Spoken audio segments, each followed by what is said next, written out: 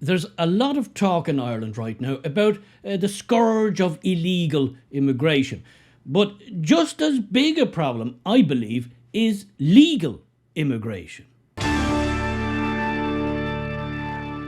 Yes, the government, in its infinite wisdom, has decided that the silver bullet for making Ireland some kind of economic powerhouse in world terms is unfettered mass immigration.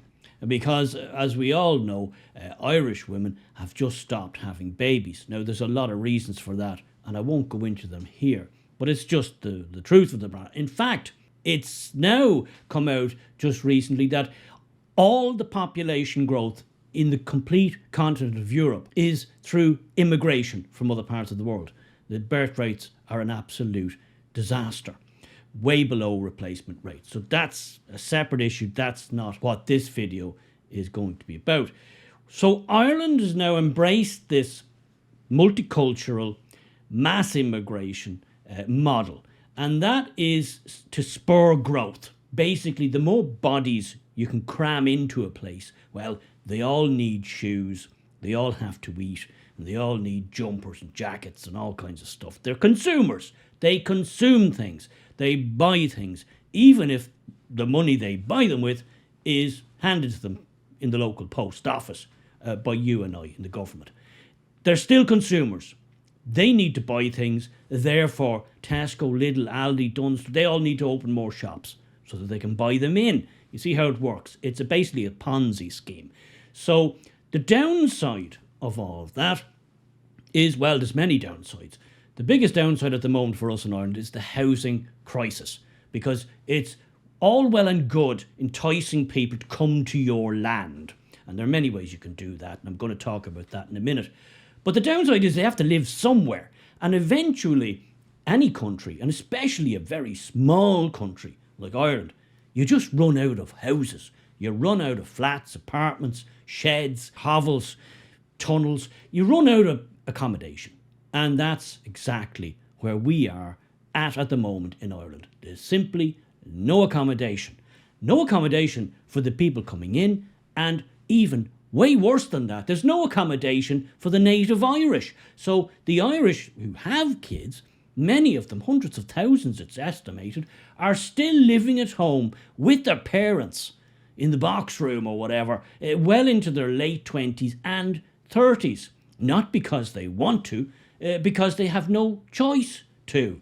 Because this silver bullet that the government has been promoting and has been running with is very much a double-edged sword. You end up with some kind of mass and mess of people. And whilst they're all busy bees, well, I mean busy bees in terms of buying and consuming, there's far too many of them are not busy bees, as we well know, but they still consume.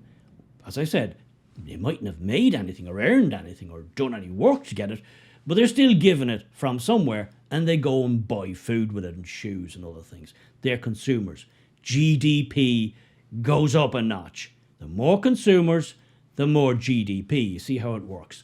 And the government loves GDP. They worship at the altar of GDP. So the latest trick, or maybe it's not the latest, it's probably been going on for a while. I just saw it the other day, and I thought you might want to see it. We not only opened our borders to 500 million people in the EU, so they can all just waltz in anytime they like, and waltz out anytime they like too, and the government doesn't really have anything to say about it. Now, there are certain situations and circumstances where they could say something about it. I covered this before. If somebody comes in and doesn't work, doesn't bother their arse contributing anything, just signs on welfare, well, the government has a right after 3 months, I believe, to just tell them to go back to from whence they came. Now, they never do that, of course. They can do that, even by EU law, but they never do that because, of course, to do that would make absolute perfect sense. And that's not really what our government ever does, as far as I can see. So the latest trick now, we've had this 500 million people in the EU can come here, work and do their own thing. And, well, Europe's now got its own problems. Europe itself is running out of people. So we really can't entice any more Europeans to come in than we've already done. In fact, the Ukraine war, I've speculated this before, was an absolute godsend. It's a terrible situation, absolutely terrible, terrible atrocities, terrible suffering going on there. There's no doubt about that, and I wish it would end tomorrow. But the reality was it gave governments, including and especially the Irish government, a wonderful excuse to invite a lot of Ukrainians into the country, get them into the mix, because before they had to get visas. It was a very arduous process and not all that easy to do. But now they had the perfect excuse to open the doors to 46 million Ukrainians on top of the 500 million EU population. But that's not even enough. So we've run out of all of the usual, the Baltic states, the Polish. We've run out of now Ukrainians. They've more or less stopped coming in. Some of them are going home because the goodies aren't as good anymore. So what are they doing now? I'll tell you what they're doing now. They're now giving thousands of euros to Africans to come in. They're enticing Africans with taxpayers' money to the tune of up to 5,000 euros. Don't believe me? Well, check this out. Would you believe I told you there's a country that's willing to give you 5,000 euros to relocate for free? Really? Where? I want to go to that place. Tell me, please. I'm all ears. Yeah, Ireland is giving you 5,000 euro to relocate to Ireland on a working visa for free. And guess what? You can get a permanent job or a temporary job, but the minimum you can get is 2 years. So if you're not willing to stay more than 2 years, do not relocate. So that's like a good thing. That's a good thing because, you see, once you're here, I think 3 years, you can start applying for citizenship. So there's a method in the madness there. Make no mistake. These people getting the free $5,000 of taxpayers' money, they're not going back. No, they're coming in and they're staying in. Make no mistake about that, but do carry on. You are getting a permanent job in a country you're relocating, and you're getting free money to do that. And if you are in the UK or if you're part of the EU, you get a relocation bonus of 4,160 euros.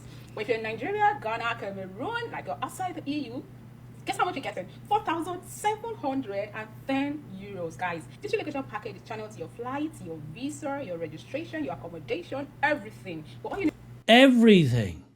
You see, while your sons and daughters are finishing school, getting good grades, having worked for years and years and years, and then the first thing they do is hop on a plane and go to Australia because, there's nothing here for them. No, there's plenty of jobs, but a job is no use if it can't buy you anything. And in Ireland today, young people have absolutely no pathway towards getting a home, getting a decent car, starting a relationship with a view possibly to marriage and having children. All of that has been taken away. All of that has been lost. There's now no pathway in modern Ireland for ordinary young Irish people to get those things that we all took for granted back in the day. No matter how intelligent you were or not so intelligent, it didn't matter. There was a pathway for everybody if you were prepared to do a bit of work, get stuck in and play the game. That's all been taken away. That's all been taken away because we're flooding the country with people. And not only are they unwilling to even talk about this, they're actively fanning the flames with schemes like this, where they're reaching out now way beyond the borders of the EU to Ghana, Nigeria, Cameroon, all these places in far-flung parts of the world, Pakistan, India, to hoover in people to do jobs. And that's as a result of the population explosion. But let's hear what else she has to say. What you need to do is get a job first. And the same website, all you need to do is click on apply for jobs. You get to see all the jobs available. For my followers, I'll be listing out the ones I know you guys need. If you're looking for a job in health and social care, the first one is for you. Nursing and midwifery, you can see yours as well. And then if you're looking for support job or healthcare assistance, Just scroll down to patients and client care. Click and start applying. But don't forget to use an ATS friendly CV, a standard CV, guys.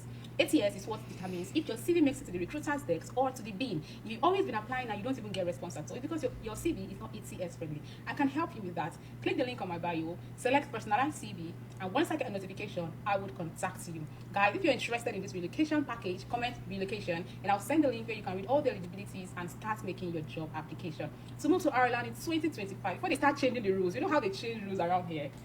Yes, they do change the rules around here, and it's always at the cost, never to the benefit of the Irish. They do change the rules quite frequently, and it always leaves us Irish a bit worse off than we were the previous day. At least that's the trajectory that I've noticed. Maybe you've noticed it too. But they're changing the rules for people like this lady and her potential friends from all parts of darkest Africa, sub-Saharan Africa. The rules are always to their benefit. Of handy £5,000. What's not to like about that? And you get to move to a modern Western country with all mod cons and avail of their very, very generous welfare system and welfare state. Yes, there's nothing not to like there about that deal as far as I'm concerned. And of course, we have helpful Africans here already who are willing to ease the process and help them along. And that's wonderful. There's real teamwork there. So, what do you think of that? We had this open borders thing. We were sold this open borders dream with the EU, and I think it was actually a disaster for a tiny country of 4 million people to open up its borders to essentially 500 million, over 500 million people. I think that was very, very reckless, and it's led to a spiral. It's led to this spiral now, where essentially the government is not only making it easy for people all over the world to get here. And let's be under no illusions that people, I think in 2 years, since 2023, over 60,000 Indians, people from India, have been given fully legal visas to come and live here. Fully legal. That's not illegal immigrate, that's legal. And before you go and say, oh, well, they're all obviously doctors and dentists, surgeons and architects and things like. No, they're not. They're working in nail bars and petrol stations, a lot of them. You know this. If you live here, you know this because you see it with your own eyes. So, yes, the government is absolutely barreling ahead with no ifs, buts or ands that they could possibly be getting this wrong. And I did a video there some months back that 7 out of 10 young Irish people in their teens and 20s were considering emigration, leaving. 7 out of 10. So our young are fleeing the country because the country is nothing for them here in life terms. Nothing for them. There's no pathway forward. They don't see any way of getting what we, my generation, used to consider the basics of living a normal life. Well, that's been taken away from them because the government, as far as I'm concerned, has gotten this very, very wrong. And there's absolutely no self-reflection there. None. Because, as I said, they worship at the altar of GDP. And they're using your hard-earned taxpayers' money to entice even more people in as your own children leave by the other door.